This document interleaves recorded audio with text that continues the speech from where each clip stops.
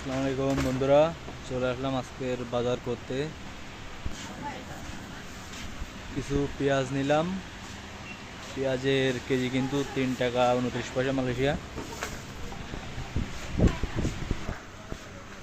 আর নিব গরুর মাংস। দেখেন মালয়েশিয়ার মার্কেটগুলোতে গরুর মাংস কীভাবে বিক্রি করে। এখানে তারা ছোট ছোট প্যাকেট করে সেটাতে তার দাম লিখে তারপরে রিজার্ভ করে রাখে। 11 টাকা 69 পয়সা।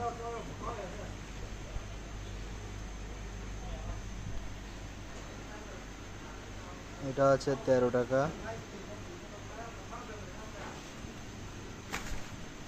এখানে কিন্তু সব ধরনের মাংস পাওয়া যায়, গরু, ছাগল, যাই নেবেন। তো আমি 3 প্যাকেট মাংস নিলাম আজকে, আর কিছু পেঁয়াজ, আর একটু আদা নিব। আদার কেজি কিন্তু প্রায় 6 রিঙ্গিত করে মালয়েশিয়াতে।